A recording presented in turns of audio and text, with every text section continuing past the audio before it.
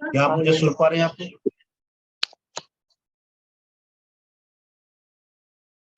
जी अगर सुन पा रहे हैं प्लीज अपना हाथ हिला दीजिए ताकि मुझे कंफर्म हो जाए कि आप सुन पा रहे हो। जी सुनो। सब लोगों को मेरी तरफ से जय मसीह की। जय यीशु मसीह का धन्यवाद करता हूँ कि प्रभु ने ये अच्छा अवसर दिया कि आज शाम आप लोगों के साथ परमेश्वर के वचन को कुछ समय बांट पाऊं। सचमुच मैं बहुत खुश हूँ कि पास्टर जॉर्ज और आप सब लोग मिलके ELM के जितने भी स्टूडेंट्स हैं के काम को कर रहे हैं और परमेश्वर के वचन की सेवकाई कर रहे हैं और अलग अलग जगहों और अलग अलग तरीके से आप परमेश्वर के वचन को बांट रहे हैं ताकि सुसमाचार का जो ये काम है यीशु ने हमें दिया, हम उसे बड़ी ईमानदारी और विश्वास के साथ करते हैं और करते रहेंगे। तो इन दिनों में हर जगह के ऊपर पेंटिकॉस्टल का दिन जो है वो सेलिब्रेट किया जा रहा पूरे विश्व के अंदर, यरूशलेम के अंदर।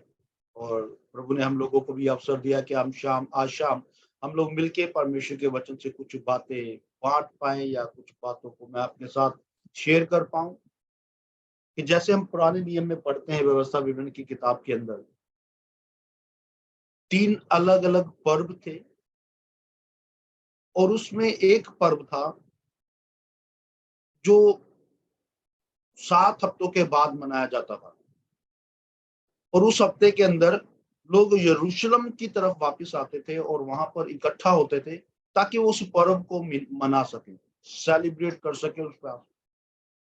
और उसी के दौरान जब हम लोग 49 में दिन यानी कि 49 डेज हम देखते हैं कि लोगों ने जितने भी डिसाइपल थे 120 120 लोगों ने पवित्र आत्मा को पाया और वो सब लोग अलग अलग भाषाओं में उन्हें सुन पा रहे थे।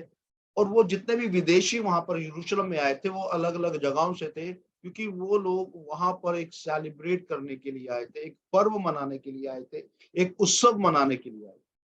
जब वो लोग उत्सव मनाने के लिए आए और उन्होंने सुना तभी उन्होंने कहा कि ये हमारी भाषाओं में से बात कर रहे हैं।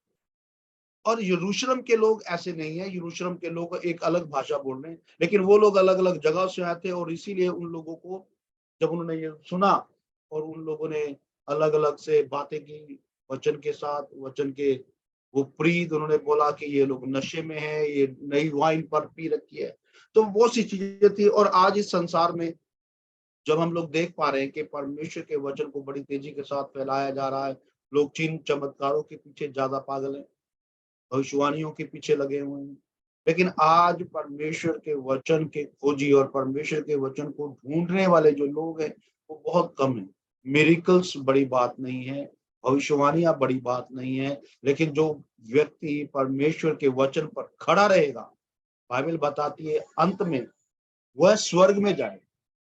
अगर उसका जीवन, उसकी भक्ति सब कुछ व्यर्थ हो जाए, जितने चिन्ह चमत्कार उसने किए और प्रभु ने उसके द्वारा करवाए हैं, और जाने के बाद परमेश्वर उनसे पूछे कि मैं आप तुम्हें नहीं जानता, तब हम क्या सोच पाएंगे, क्या कर पाएंगे? तो आज मैं उस बात को नहीं, बल्कि आज परमेश्वर के वचन से हम लोग जो पढ़ने वाले हैं नीति वचन, उसका 23 अध्याय, उसका 12 वचन। आज मैं आप लोगों को कुछ शिक्षा के बारे में बताऊंगा और जो बहुत जरूरी है हमारे लिए और हम सभी के लिए, क्योंकि जितने भी हम लोग यहाँ पर इस समय ज्वाइन कर चुके हैं या उसके बाद आप लोग अपलोड करने वाले हैं वीडियो, तो अगर आप बाइबल है आपके पास तो आप जरूर पढ़ दीजिए।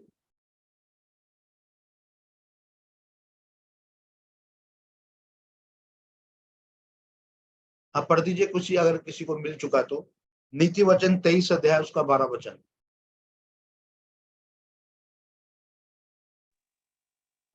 अपना हृदय शिक्षा की ओर और अपने कान ज्ञान की बातों की ओर लगाना। Thank you. अब बाइबल में लिखा है अपना हृदय शिक्षा की ओर, अपने कान ज्ञान की बातों की ओर लगाना। अब शिक्षा पानी जो है वो आपको एक सही मार्गदर्शन करेगी। अगर आपके पास शिक्षा नहीं है तो कोई भी आके आपको गलत शिक्षा में फंसा सकता है, गलत बातों की तरफ आपको मोल्ड कर सकता है, या कुछ लालच दे के आपको बोले जो आपका बैप्टिज्म हो रखा है वो गलत हो रखा है, जिस शिक्षा पे आप चलते हैं वो शिक्षा गलत है। बहुत से लोग आज इस समय पैसों के लिए अपनी शिक्षा से बदल चुके हैं और धीरे धीरे वो लोग बदलते जा रहे हैं। अभी एक मिनिस्ट्री बड़ी तेजी के साथ वो भारत में भी काम कर रही है, और वो लोग प्रकाशित वाक्य के ऊपर सिखाते हैं और बता रहे हैं कि हम लोग फ्री में आपको शिक्षा देंगे, फ्री में ये करेंगे, वो करेंगे। लेकिन वो हम जिस शिक्षा को हम लोगों ने तब से ग्रहण किया जब से हमने यीशु को जाना है, हम कुछ बातों के लिए उस शिक्षा को नहीं छोड़ सकते। कुछ बातों के लिए, कुछ पैसों के लिए हम लोग उस शिक्षा को, जो खरी शिक्षा है, जो हमारी जिसने हमारी ज़िंदगी को बदल दिया है, हम उस शिक्षा से मुँह नहीं मोड़ सकते या हम उस शिक्षा से भाग नहीं सकते। बाइबल में लिखा है कि दूसरी चीज़ जो उसके अंदर है, और अपने कान ज्ञान की बातों की ओर लगाएँ। अगर आप ये बातें आज सुन रहे हैं, शिक्षा को समझ रहे हैं, ज्ञान की बातों को सुन रहे हैं, तो ज्ञान आपको सही मुकाम तक लेके जाए। बाइबल में लिखा, ज्ञान ना होने की वजह से मेरे लोग बँधुआई में जा रहे हैं, गुलामी में जा रहे हैं। अगर हमारी ज़िंदगी के अंदर हम लोग ज्ञान चाहते हैं, अगर हम लोग अपनी ज़िंदगी के अंदर परमेश्वर के वचन को चाहते हैं, तो मेरे प्रियो, हमें परमेश्वर के वचन के ऊपर दिन-रात मेडिटेट करना है, ध्यान लगाना है। उसके ज्ञान को हासिल करना है ताकि वो हमारे साथ लगातार बातचीत करे और लगातार हमारे विश्वास को बढ़ाए। देखिए, बाइबल में लिखा है, बाइबल वचन सुनने से और सुनना मसीह के वचन से है। और यदि हम चाहते हैं कि हमारा ज्ञान बढ़े, तो परमेश्वर को अवसर दें, पवित्र आत्मा को अवसर दें कि वो आपसे बाइबल के द्वारा बात करे। उसे अवसर दें कि वो आपसे आपके हृदय और आपकी सोच को बदले। आपको वो इनकरेज करे, उत्साहित करे कि आप परमेश्वर के काम को कर सकें। यदि आपकी कोई फिजिकल समस्या है, बाइबल में लिखा है, परमेश्वर अपने वचन को भेजकर लोगों को चंगा करता है और आने वाली तबाही से बचाता है। जब आप परमेश्वर के वचन को पढ़ेंगे, तो परमेश्वर आपको तबाही से भी बचाएगा और आपकी सेवकाई को प्रफुल्लित करेगा। परमेश्वर लगातार कंटिन्यूली आपको ब्लेस करेंगे, आशीषित करेंगे, क्योंकि बाइबल के अंदर, परमेश्वर के वचन के अंदर ज्ञान और खरी शिक्षा और सही वचन हमें परमेश्वर के वचन से मिले। यदि आप बाइबल को पढ़ रहे हैं, पढ़ने के बाद आप उसे समझ नहीं रहे हैं, तो ये आपके लिए लाभकारी नहीं होगा। यदि आप चाहते हैं कि ये लाभकारी बने, तो आप उसको पढ़ना है और मेडिटेशन करना है। और आप जितना ज़्यादा मेडिटेशन करेंगे, परमेश्वर उतना ज़्यादा आपके साथ अपने वचन के द्वारा बोलेंगे और बातचीत करेंगे। वो आपकी परिस्थितियों को, आपके हालात को बदल देगा। अगर आप फिजिकल प्रॉब्लम से, परमेश्वर आपकी फिजिकल प्रॉब्लम्स खत्म करेगा। अगर आप इमोशनली तौर से वीक हैं, तो परमेश्वर आपकी इमोशनल एरियाज में काम करेंगे। यदि आप फाइनेंशियली तौर से प्रॉब्लम में हैं, तो परमेश्वर आपके फाइनेंस के बंधनों को तोड़ेगा। यदि आप किसी कर्ज के या श्राप के अधीन है, तो परमेश्वर उस श्राप को आपकी जिंदगी से खत्म करेगा। लेकिन उसके लिए जरूरी क्या है कि आपको परमेश्वर के वचन को समझना पड़ेगा और परमेश्वर के वचन की शिक्षा पर चलना पड़ेगा। आइए, जिस प्रकार हम लोग इसी के वचन को आगे पढ़ते हैं, से 12 से लेके 16 तक हम लोग पढ़ें, या पढ़ देंगे तो अच्छा रहेगा। नीति वचन 26 अध्याय, उसका 12 से 16 तक।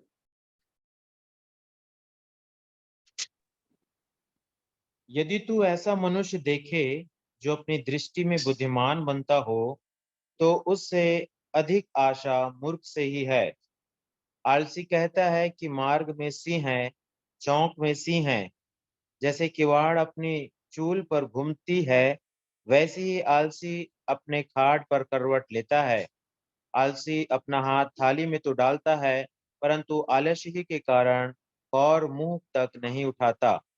आलसी अपने को ठीक उत्तर देने वाले 7 मनुष्यों से भी अधिक बुद्धिमान समझता है। तो यहाँ पर हम क्या देखते हैं? समय, एक विश्वासी या एक मसीही व्यक्ति, उसका जीवन, उसका आचरण, वो काम तो करना चाहता है, उसके पास योजनाएं तो बहुत है, लेकिन स्पिरिट ऑफ लेजीनेस जो है, वो आलसीपन का जो आत्मा है, उनकी जिंदगियों में काम, ताकि वो परमेश्वर के काम को ना कर सके, बल्कि वो योजनाएं बनाए, सोचे, कल्पनाएं गढ़े, और उसे ये लगता है कि मैं सबसे ज्यादा बुद्धिमान व्यक्ति हूँ, क्योंकि वो आलसी है।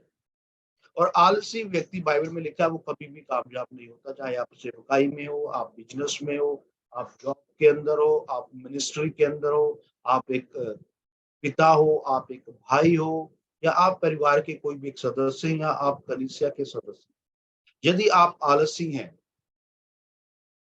तो आप परमेश्वर के वचन और परमेश्वर के राज्य को समझ ही नहीं पाएंगे कि परमेश्वर ने आपको धरती पर क्यों भेजा। और आलसी व्यक्ति, जैसे हमने पढ़ा है यहाँ पर, वो थाली के अंदर खाना है, लेकिन वो जब उठाएगा कोर को खाने के लिए तो वो नहीं उठा पाएगा, क्योंकि वो आलसी है। और आलसी लोग कभी भी, उनके घर में बाइबल होगी, बाइबल के रिलेटेड बुक्स होंगी और बहुत सी चीजें उनके घर में पड़ी रहेंगी, लेकिन आलस्यपन के कारण वो लोग ना तो बाइबल को पढ़ेंगे, ना बाइबल के रिलेटेड किसी बुक्स को पढ़ेंगे। और आलस्य के कारण वो लोग प्रार्थना भी नहीं करेंगे, आलस्य के कारण वो लोग चर्च में नहीं जाएंगे, आलस्य के कारण वो परमेश्वर को थैंक्स गिविंग नहीं देंगे, आलस्य के कारण। और आलस्य कब आएगी? जब आपके पास ज्ञान नहीं हो, आपके पास शिक्षा नहीं होगी। पौल कहता है कौन सी वस्तु है, कौन सी चीज है, कौन सी बात है जो हमें मसीह के प्रेम से जुड़ा कर सकती। क्या छोटी सी आलस, कई बार हम लोग थके हुए आते हैं घर में, और हमारा मन नहीं करता, हम लोग कह रहे हैं आज बहुत थक गए, आलस आ जाएगी और हम लोग रेस्ट करना चाहेंगे।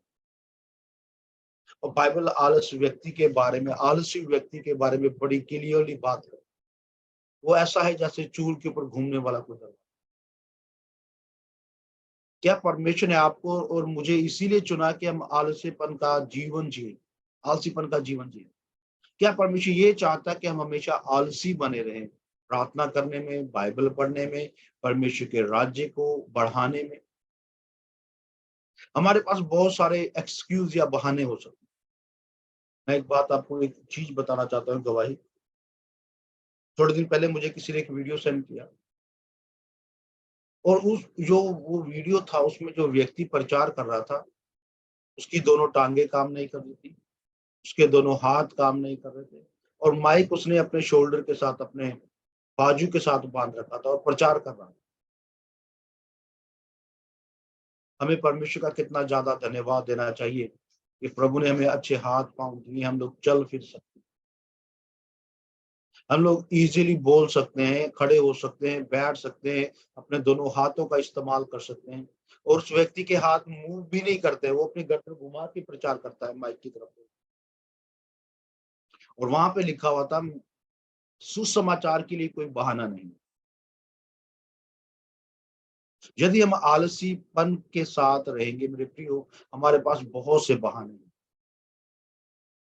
वचन ना पढ़ने के हमारे पास बहाने हैं, हमारे पास बहुत से सवाल होंगे। मेरे साथ ये घट रहा है, मेरे साथ ऐसी चीजें हो रही हैं, मैं इतनी प्रार्थना करता हूँ पास्टर जी, उसके बाद भी मेरे साथ बहुत बुरा होता है। मैं जितना ज्यादा वचन पढ़ता हूँ उतना ज्यादा मेरे अंदर, मेरे घर के अंदर समस्याएं आती हैं। मैं सेवकाई को बढ़ाना तो चाहता हूँ, सेवकाई को बढ़ते हुए देखना तो चाहता हूँ, लेकिन समझ में नहीं आ रहा क्या करूं।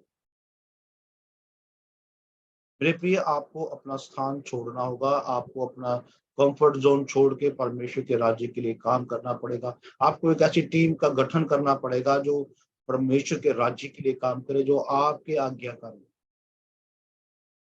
जो आपको समझ पाए कि आपके अंदर जो दर्शन है, उस दर्शन को आप उनके हृदय में डालो, ताकि परमेश्वर का राज्य बढ़े और वो जो स्पिरिट, आलस्यपन का आत्मा है, उनकी जिंदगियों से चला जाए। आज बहुत से लोग बीमार है, अपनी बीमारी में वो लोग फंसे हुए हैं, बीमारी से बाहर आना चाहते हैं लेकिन प्रार्थना नहीं करना चाहते, ब्लेसिंग्स चाहते हैं, फाइनेंशियली आशीष चाहते हैं, लेकिन परमेश्वर के राज्य लिए कुछ देना नहीं चाहते, फिजिकली चंगाई चाहते हैं लेकिन एफर्ट्स नहीं करना चाहते, चर्च स्थापित करना चाहते हैं लेकिन कोई एफर्ट नहीं करना चाहते। आइए बाइबल से अंदर से हम लोग एक और वचन को पढ़ेंगे, इसी का 27 अध्याय, उसका 3 वचन, नीति वचन 27 अध्याय। पत्थर तो भारी है और बालू में बोझ है, परंतु मूढ़ का क्रोध उन दोनों से भी भारी है। अब बाइबल बताती है मूड का जो क्रोध है वो उन सब लोगों से भारी है। अब मूड बोले तो आप लोगों को समझ में आना चाहिए कि मूड व्यक्ति कौन है। अब वो अपने मन में ऐसी कल्पनाएं कर रहा है, पत्थर भारी है, बालू बहुत, उसका बोझ बहुत है, परंतु मूड का क्रोध उन दोनों से भारी है। अभी जो मूड लोग हैं, जो लोग ये समझते हैं कि मेरे जैसा बुद्धिमान व्यक्ति कोई भी नहीं है और मैं बहुत बुद्धिमान हूं, मैं सब कुछ कर सकता हूं, उसके जैसा मूड ना समझ व्यक्ति कोई नहीं है। अगर ऐसा व्यक्ति आपकी जिंदगी में, आपके जीवन में आ जाए तो समस्या का कारण हो। कलीसिया में अगर ऐसा कोई व्यक्ति आ जाए, कलीसिया को बढ़ोतरी नहीं, कलीसिया में बढ़ोतरी नहीं होने दें।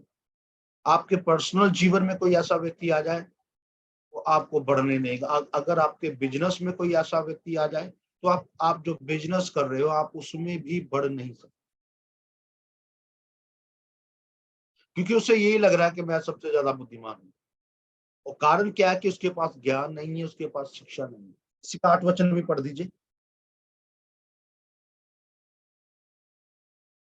नीति वचन 27 अध्याय 8 वचन।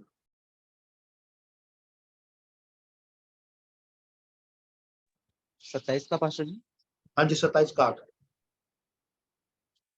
स्थान छोड़कर घूमने वाला मनुष्य उस चिड़िया के समान है जो घोंसला छोड़कर उड़ती फिरती है। अभी ये जो बात है, ये विश्वासी लोगों के लिए भी है और जो सेवकाई में लोग हैं उनके लिए भी। अब कई लोग ऐसे हैं, वो एक पास्टर के पास जाएंगे, वहां से कुछ नहीं हुआ तो वो दूसरे के पास जाएंगे, वहां पे कुछ नहीं हुआ तो वो तीसरे के पास जाएंगे, फिर वो चौथे के पास जाएंगे, फिर वो छठे के पास जाएंगे, और सब जगह घूमते रहेंगे, उड़ते रहेंगे। बाइबल बताती है उस चिड़िया के समान है। क्यों उड़ रहा है वो, क्यों घूम रहा है जगह बेजगह? क्योंकि उसके पास परमेश्वर के वचन का ज्ञान है। जब सब जगह, सब स्थान में लोग ऐसा मानते हैं कि ईश्वर परमेश्वर वो सब जगह में है, क्या फिर वो छोटी बिल्डिंग में नहीं है? क्या वो 3 लोगों की यूनिटी में नहीं है? क्या वो 5 लोगों की यूनिटी में नहीं है? सिर्फ वो 50,000, 10,000, 5,000 लोगों की यूनिटी में नहीं। परमेश्वर की उपस्थिति हर समय, जब हम लोग व्यक्तिगत प्रार्थना करते हैं तब परमेश्वर की उपस्थिति रहती है। तो जब आप 10 और 20 और जूम के ऊपर 22 लोग हैं, क्या परमेश्वर की उपस्थिति या नहीं? मैं अपना एक मैसेज दे रहा था अपने ऑनलाइन चर्च को, तो किसी व्यक्ति ने वहां पे कहा कि परमेश्वर ऑनलाइन काम नहीं करता। तो उसी समय एक सिस्टर आई, उन्होंने गवाही दी कि मैं कोमा में थी, परमेश्वर ने मुझे कोमा से बाहर निकाला। 18 दिन से ज्यादा वो बहन कोमा में थी और परमेश्वर ने एक चमत्कार किया उसकी जिंदगी, और वो कोमा से बाहर आ गई।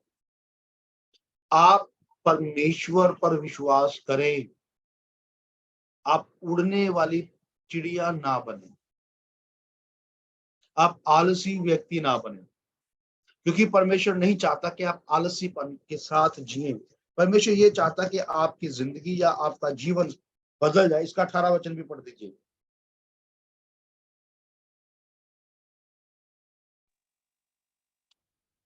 जो अंजीर के पेड़ की रक्षा करता है वह उसका फल खाता है। इसी रीति से जो अपने स्वामी की सेवा करता है उसकी महिमा होती है। हालेलुया।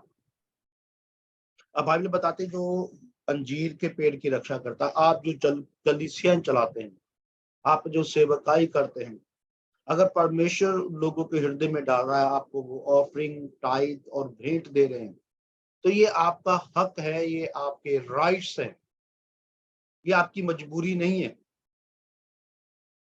और ये कलीसिया को समझना चाहिए कि हमें अपने पास्टर्स को देना चाहिए, क्योंकि आप उसकी रक्षा करते हैं। आप रात और दिन जागते हैं, उनके लिए प्रार्थनाएं करते हैं, उनके लिए उपवास करते हैं, चाहे वो लोग करें या ना करें, आपको करना है। उनको अगर उनको शिक्षा नहीं है तो वो शिक्षा आपको देनी है, और उनको आपको खरी शिक्षा, अच्छा ज्ञान प्रदान करना है, ताकि वो लोग बचे रहें पाप से और बुराई से और अंधकार की शक्ति से।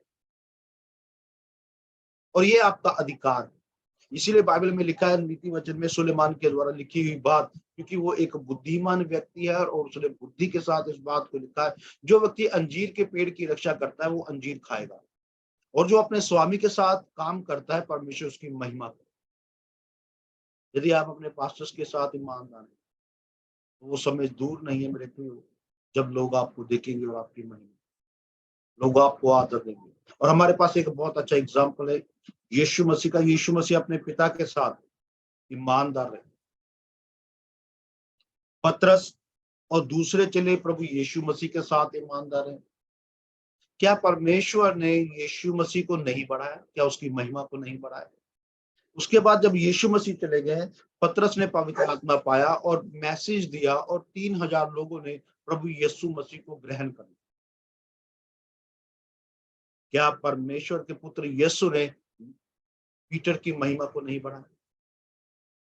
क्या हम सोचते हैं कि पवित्र आत्मा पा लेना, थोड़ी देर ताली बजाना, थोड़ी देर अन्य भाषाओं में प्रार्थना करना, ये पवित्र आत्मा का काम है? नहीं, इतना ही उसका काम नहीं है। बल्कि जब पवित्र आत्मा 120 लोगों पर उतरा, उन्हें उनके अंदर एक मिशन को डाला गया, एक दर्शन को डाला गया कि वो जाएं और अलग अलग एरिया में जाके सुसमाचार प्रचार। देखिए, उसमें से आप अगर आप बाइबल पढ़ते हैं, प्रेरितों के काम पढ़ते हैं, तो वहां पे डिसाइपल अपने घरों में नहीं रहे, वो लगातार काम करना शुरू हुआ। तो सबसे पहला डिसाइपल उसने खड़ा होकर प्रचार किया, 3000 लोगों को यीशु के पास लाया, और उसने कुछ भी प्रीचिंग के अंदर मिलावट नहीं की, जैसा था वैसा उनके सामने पेश कर दिया। आज हमारा फर्ज क्या है? आज हमारी ड्यूटी क्या है? आज हमारा काम क्या है? कि हम परमेश्वर के वचन को बिना मिलावट लोगों तक पहुंचा दें। तो यही वो चाहता है, यही उसका मिशन है, और इसीलिए पूरे संसार के अंदर पेंटिकोस्ट का दिन जो है वो मनाया जा रहा है। एक वचन पढ़ेंगे, उसके बाद प्रार्थना में जाएंगे, क्योंकि मेरा समय खत्म हो चुका है ऑलमोस्ट। 23 अध्याय, उसका 22 वचन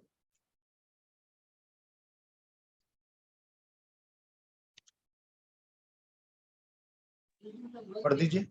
अपने जन्माने वाले की सुनना, और जब तेरी माता बुढ़िया हो जाए तब भी उसे तुच्छ ना जानना। अब बाइबल बताती है कि अपने जन्माने वाले की सुनना। अब कितने लोग हैं जो अपने माँ बाप की इज्जत करते हैं, उनको सुनते हैं, फिजिकली और स्पिरिचुअली। हम तो कई बार स्पिरिचुअली ज्यादा हो जाते हैं, लेकिन फिजिकली अपने फैमिली के अंदर अपने पेरेंट्स की नहीं सुनते, और फिर हम लोग ये आशा करते हैं कि हमारा चर्च हमारी सुने, या जिसके द्वारा हम प्रभु में आए हैं, जो हमारा आइडल है, जो हमारा मेंटोर है, क्या हम उससे जब बात करते हैं, क्या हम उसकी सुनते हैं? क्या हम उसे ओबे करते हैं या हम उसे डिसओबे करते हैं? जिसके द्वारा भी आप प्रभु में आए हैं, क्या आपने कभी उनके साथ फोन पे बात करी है? क्या कभी आपने उनको धन्यवाद दिया है कि पास्टर जी या सिस्टर जी या ब्रदर जी, आपका बहुत बहुत धन्यवाद हो कि आपके द्वारा मुझे परमेश्वर का वचन सुनने के लिए अवसर मिला है, और प्रभु ने आज मुझे सेवकाई के लिए खड़ा किया है। जब आप ऐसी बातें उन्हें बताएंगे, तो डेफिनेटली परमेश्वर आपके अंदर एक खुशी, एक आनंद को भरेगा, और वो लोग भी खुश हो जाएंगे कि हाँ भी, मैंने किसी को गॉस्पेल सुनाया था और यीशु ने उसकी जिंदगी में था।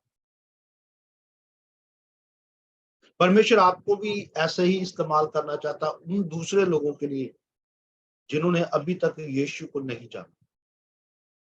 क्या आप तैयार हैं उस ज्ञान को लेकर, उस पवित्र आत्मा के अभिषेक को लेकर, जिसे पाने के बाद पतरस ने प्रचार किया और 3000 लोग प्रभु में आए? क्या आप, क्योंकि ये चीजें हमें याद करवाती हैं, रिमाइंड करवाती हैं कि यीशु में आने से पहले हम लोग सिनर थे, पापी थे, हमारी जिंदगी अच्छी नहीं थी, और ये एक ऐसा प्लेटफॉर्म है यीशु मसीह के अंदर, जहां पर हम लोग खुलकर अपने पाप का अंगीकार कर पाते, अपनी बुराइयों को मानते हैं, और बाइबल बताती है परमेश्वर हम पर दया करते हैं, और हर एक बुराई हमारी जिंदगी से निकल जाए। वो हमें अपनी महिमा के लिए, अपने जलाल के लिए, अपने ग्रेस के साथ भरकर इस्तेमाल करते हैं, ताकि हम उसके वचन को दुनिया के छोर तक पहुंचाएं। लेकिन उसके पहले जरूरत है कि हम लोग अपने घर में, अपने एरिया में, अपने गांव में, अपने जिले के अंदर, अपने शहर के अंदर परमेश्वर के वचन को ऐसे बांटे, लोगों को आपके बारे में पता होना चाहिए कि आपको उसके लिए नई नई योजनाएं, नए काम करने पड़े। ऑनलाइन आके तो सब लोग बयान भी करते हैं, मैसेज भी देते हैं, लेकिन ऑफलाइन हमारा वर्क कैसा है? पास्टर जॉर्ज हमारे पास एक अच्छी उदाहरण है। जब वो यहाँ से कुवैत गए, तो उन्होंने वहां जाके काम भी किया, बहुत हार्ड मेहनत करी, ताकि वहां पे एक चर्च स्थापित किया। प्रभु के धन्यवाद से वहां पे एक चर्च स्थापित, चर्च ग्रोथ कर रहा है, लगातार चर्च बढ़ता जा रहा है। मुझे वहां जाने के लिए एक अवसर मिला, पास्टर जॉर्ज ने सारा अरेंज किया मेरे लिए, ताकि मैं वहां जाके परमेश्वर के वचन को पाऊं। यदि आप परमेश्वर के वचन को बढ़ाना चाहते हैं मेरे प्रियो, आपको एफर्ट्स करने पड़ेंगे, आपको कोशिश करनी पड़ेगी, और एक ऐसी कोशिश जिसमें आपको दिन रात खुदावंद के लिए जागना हो।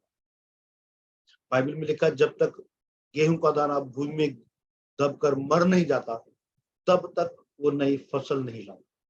जब तक आप परमेश्वर के काम के लिए नहीं मरेंगे, जब तक आप अपने आप को पूरी रीति से परमेश्वर के काम के लिए डेडिकेट नहीं करेंगे, तब तक आप एक बड़ी रिवाइवल को, एक बड़ी बेदारी को अपने घर में नहीं देख सकते, अपने शहर में नहीं देख सकते, अपने गांव में नहीं देख सकते, अपने जिले में नहीं, अपने डिस्ट्रिक्ट के अंदर नहीं देख सकते।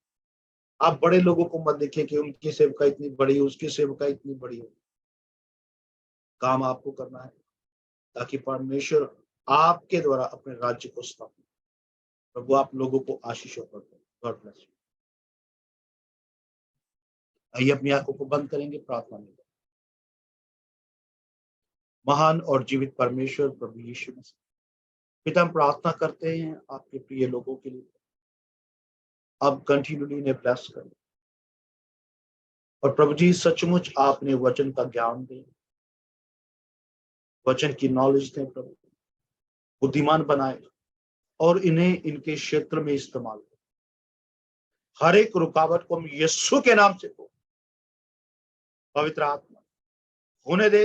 आप हर एक जीवन में अपने राज्य को स्थापित करें प्रभु, जैसे आपने पतरस को पवित्र आत्मा के सामर्थ्य से भरा और उसे इस्तेमाल किया प्रभु, और एक संदेश के द्वारा 3000 लोग तेरे चरणों में आए प्रभु, वैसे ही आप इन्हें इस्तेमाल करें, इनका उपयोग कर प्रभु, और इनके द्वारा प्रभु हजारों हजार लोग तेरी महान उपस्थिति में उतराए, वो तुझे अपना मुक्तिदाता दे। लोग इनसे भी पूछें कि हमें बताएं कि हमें क्या करना है। प्रभु ये लोग की सहायता करें, उनका मार्गदर्शन करें।